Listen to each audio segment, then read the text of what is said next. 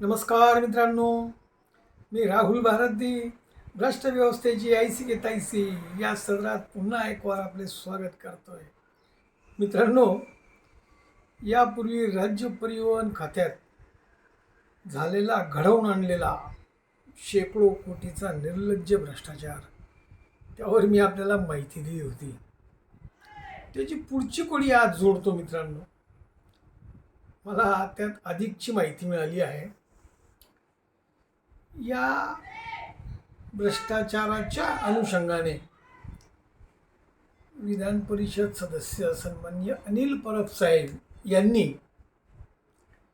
13/12/2025 शनिवार रोजी सुमारे 400 पानांचं बाळ तत्कालीन सभापती राम शिंदे यांच्याकडे सुपूर्द केलं. एवढंच नाही, त्यासोबत 2 पेन ड्राईव्ह देखील होते.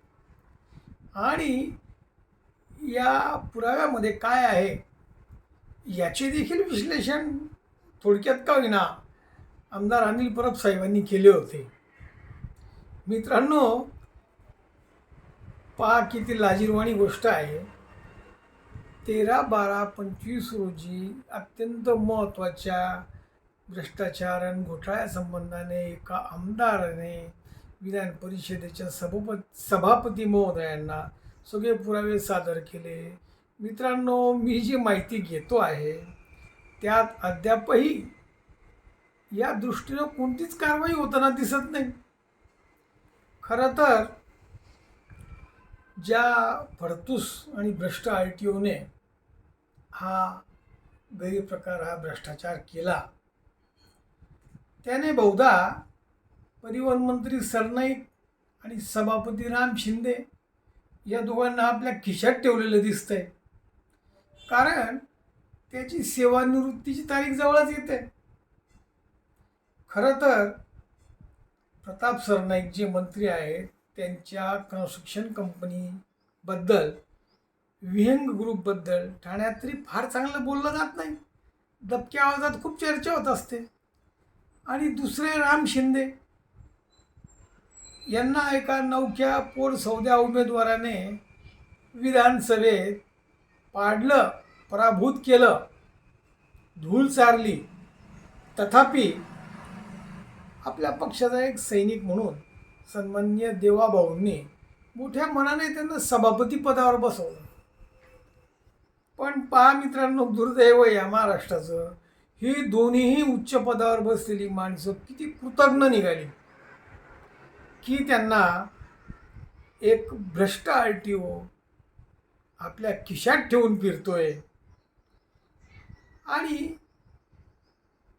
इकडे या RTOंना अभय मिळाल्यामुळे त्यांनी सर्रास गैरप्रकार सुरू केले. त्याचं नुकसान सर्वसामान्यांना होतं. रोज शेकडो नाही हजारो बळी जात आहेत.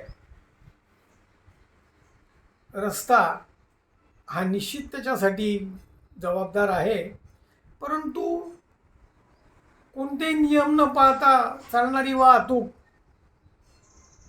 पैसे खाऊन त्यांना परवानगी दिली जाते. त्यामुळे अनेक अपघात होतात, अनेक नागरिक जीवाला मुकतात. बरं, एवढंच नाही, ते हे जे तमाम RTO आहे ज्यांच्या बाबतीत मी म्हणतोय, हे सगळे उच्च न्यायालयाच्या आदेशाला पायदळी तुडवून हे सगळे उद्योग करतायत. याची कल्पना मी मंत्री प्रताप सरनाईकांना दिली, राम शिंदेंना दिली. पण दोघंही त्या भ्रष्टाचाराच्या नादात इतके अंध झाले आहेत की ते विसरून जातात की आपले कोणतेही लायकी किंवा वकूम नसताना आपल्या नेत्यांमुळे आपण वरिष्ठ पदावर, वरिष्ठतम पदावर बसलो आहे.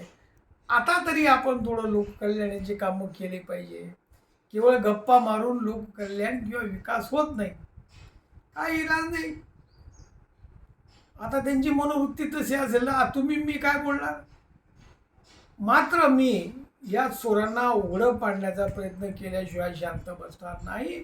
त्याचाच एक भाग म्हणून हा व्हिडिओ केला आहे. मित्रांनो, माझा हा व्हिडिओ जर आपल्याला आवडला असेल, पसंत पडला असेल, तर माझ्या या व्हिडिओला जास्तीत जास्त लाईक करून, शेअर करून माझं हे जे यूट्यूब चॅनल आहे याला जास्तीत जास्त सबस्क्राईब करून मला उपकृत करावे हीच विनंती. मित्रांनो, लवकरच येतो पुढची कडी घेऊन. तोपर्यंत येथेच थांबतो. जय हिंद, जय महाराष्ट्र.